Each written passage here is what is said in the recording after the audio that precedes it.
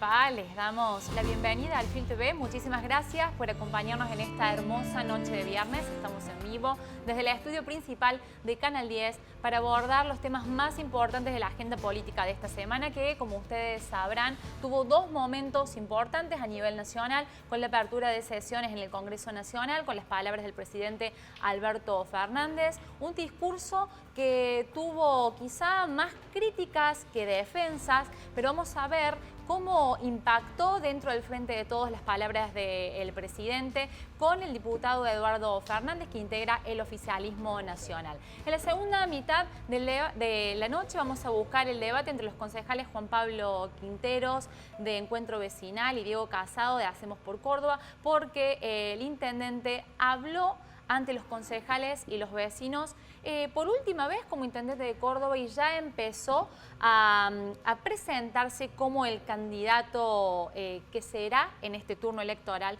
del oficialismo provincial. Felipe estuvo cubriendo esta apertura de sesiones en la que me parece que buscó contrastes con Juntos por el Cambio, en especial porque mostró un plan y un equipo. ¿Vos cómo lo viste, Felipe? Así es, Dani. De hecho, fue muy parecido a la cobertura previa que habéis hecho vos. Buscó contrastes. Hubo algunos palitos para la oposición. Ahí estaban Rodrigo de Loredo y Luis Juez mirándolo en primera fila. El otro discurso al que referías previamente fue un discurso que se lo notó con mensajes más hacia la interna que hacia afuera, pero bueno, ahora vamos a conversarlo con el diputado Eduardo Fernández. Lo presentamos a él. Buenas noches, diputado Eduardo Fernández. Muchísimas gracias, como siempre, por estar aquí y charlar con nosotros. Por favor. Bueno, la primera pregunta es pedirle una apreciación general del discurso, y puntualmente se discutió, para empezar a puntualizar, se discutió si habló como candidato o en realidad fue un discurso de despedida. ¿Cómo lo decodificó usted? Primero decir que fue un discurso después de 3 años de mandato y como corresponde dividió área por área, y más que decir qué es lo que íbamos a hacer, es qué es lo que se hizo a pesar de las difíciles condiciones con las que asumió el gobierno. 3 factores. Una, nos dejaron un país endeudado, en default, en deuda en peso, nos dejaron un país desorganizado en su gobierno nacional, hay que recordar área salud, educación, producción. Luego vino la pandemia y luego vino la guerra y sigue la guerra con Ucrania, en Ucrania. Entonces nosotros decimos que en ese marco mostró realización en cada uno de los ítems. Ustedes, si se fijan, cada capítulo del discurso estuvo un ítem. El más significativo, para no sí, pasaríamos toda la noche haciendo un discurso de 2 horas. Sí, no, un análisis, yo creo que el ejemplificativo, política de vivienda. Nosotros vamos a entregar la vivienda 100.000. Vamos a tener el gasoducto Néstor Kirchner conectado en junio. Hemos, en las empresas del Estado, recuperado su valor, como es el caso de YPF, cuadruplicado su valor de activo. Hemos recuperado Aerolíneas Argentinas en medio de una crisis donde siguen cayendo, si ustedes siguen las noticias internacionales, empresas aéreas. Hemos disminuido el déficit. Es decir, estamos en un camino de recuperación que significa crecimiento de 3 años consecutivos, utilización de la capacidad productiva. Todo eso enmarcó el discurso. Pero como usted decía, el capítulo de inicial y final estuvo referido a puntos conflictivos, que es el rol del Poder Judicial, no de la justicia. Lo aclaró el presidente también. Nosotros no estamos juzgando en la Cámara de Diputados a la Corte Suprema. Estamos juzgando a los integrantes de la Corte Suprema que no han cumplido con el deber constitucional que les asigna la ley.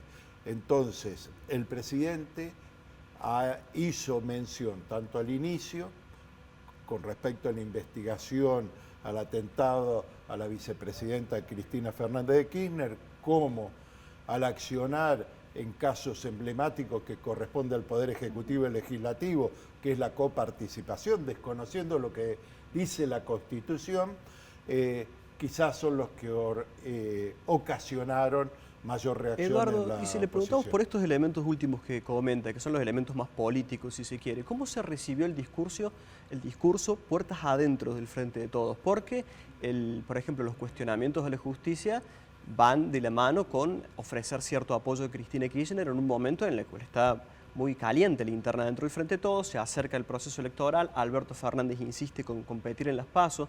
¿Cómo se vivió puertas adentro del Frente de Todos?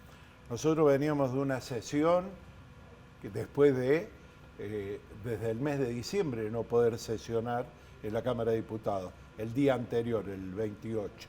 Logramos sancionar 2 leyes importantes, veníamos con buen ánimo. Y yo creo que el amplio espacio que significa el Frente de Todos recibió bien el discurso. Quizás la falencia que reconoce la administración del Poder Ejecutivo y que son preocupación nuestra como diputados que caminamos en los territorios, es la inflación, por supuesto, la necesidad de regularizar el empleo y, por lo tanto, la conformidad al discurso en sí está en la perspectiva que tiene cada uno. Yo, que vengo del sector productivo, creo que estamos logrando cosas estos 3 años a pesar de las dificultades y que tenemos que resolver otras urgentemente en perspectiva de lo que decías recién vos, que es a un proceso electoral y donde si llegamos con un índice inflacionario y con algunos problemas, como los de seguridad también, seguramente influyen en el resultado electoral y es preocupación de todos.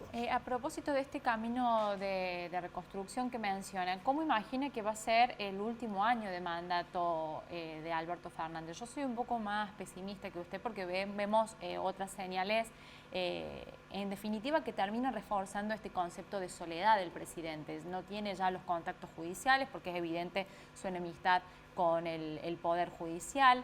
La vicepresidenta se encargó, como siempre, y ya es habitual, de escenificar y de mostrar y poner en escena esa distancia, esa frialdad que hay con el vicepresidente, y un año electoral que, como todos ya sabemos, tiene un final incierto y muy ilusionados a Juntos por el Cambio, pese a que no han terminado de ordenar su interna. ¿Cómo imagina que va a caminar el presidente en esas circunstancias?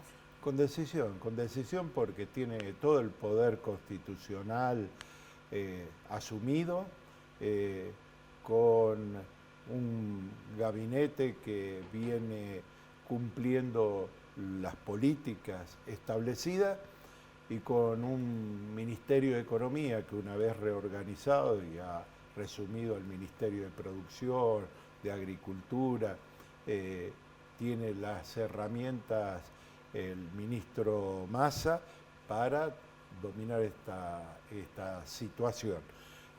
Seguramente los problemas aparecen, porque si uno se imaginara que le tocaba en el periodo presidencial decir los 3 condicionantes que le mencioné, sí, pero este año, cuando tenemos que acumular divisas, que tenemos que cumplir compromisos internacionales, te toca una sequía, cae piedra en lugares donde no caía hace mucho tiempo en las producciones regionales, o heló en febrero, o ahora tenemos la gripe aviar, en verdad son compromisos y desafíos.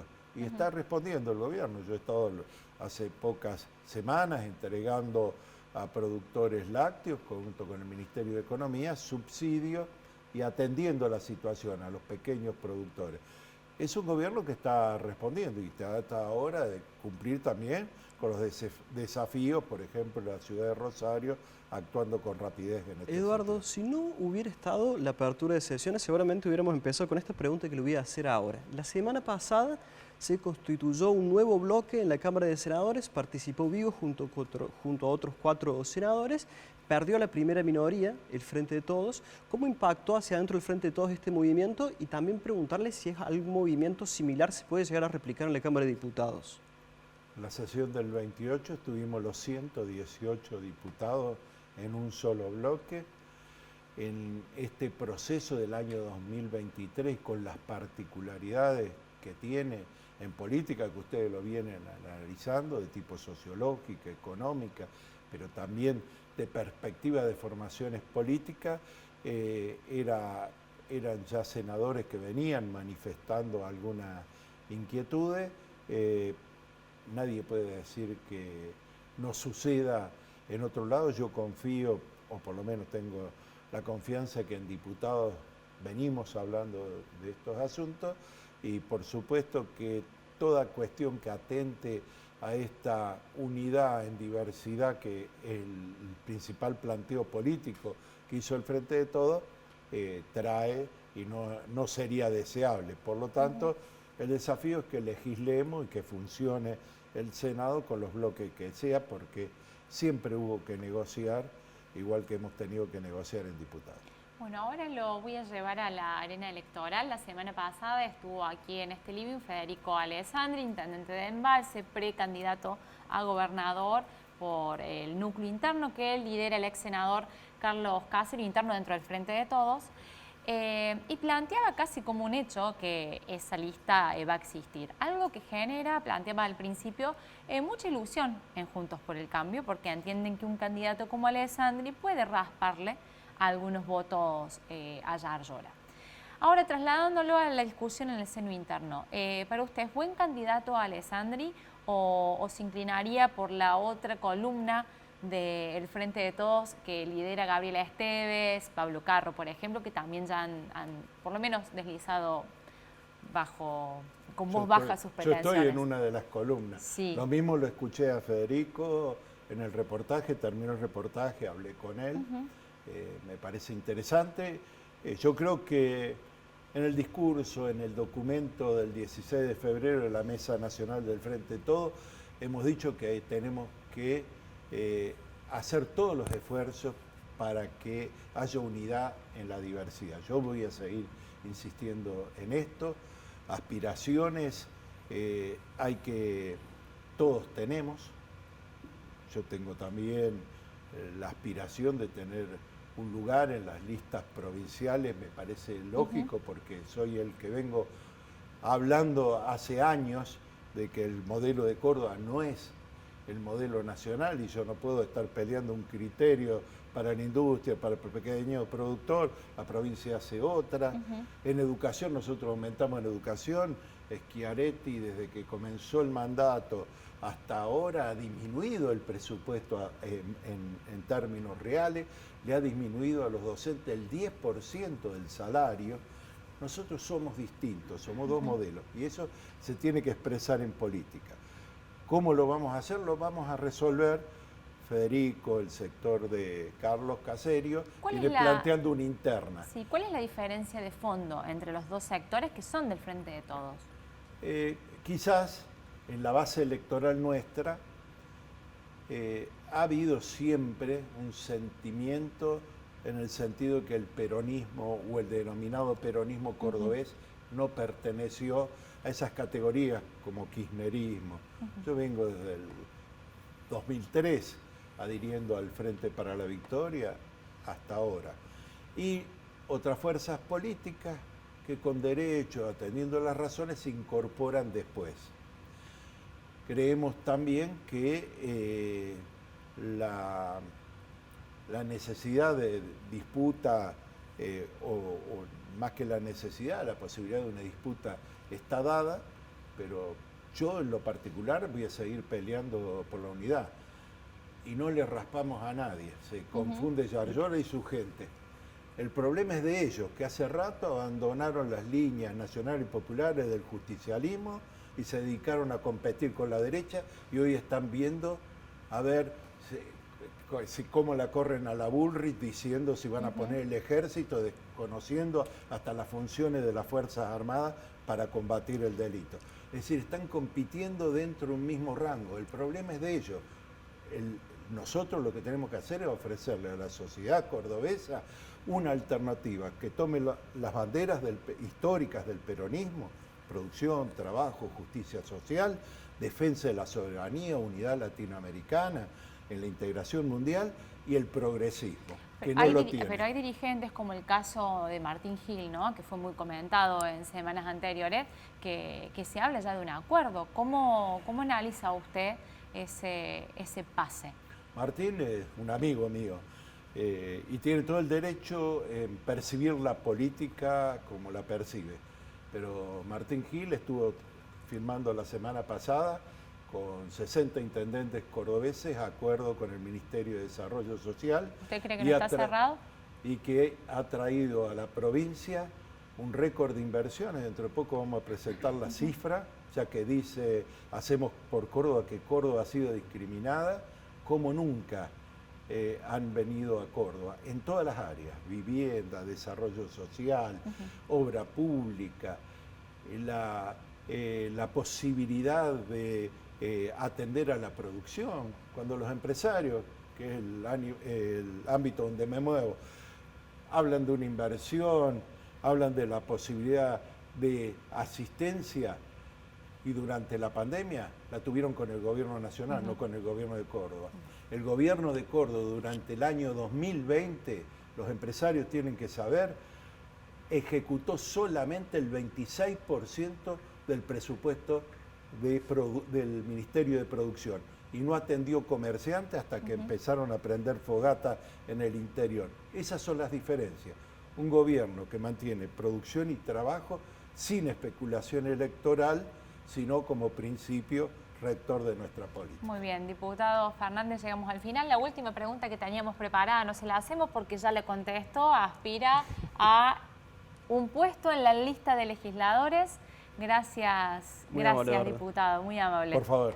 Cerramos entonces con ese título. Gracias, quédense ahí, ya venimos con más.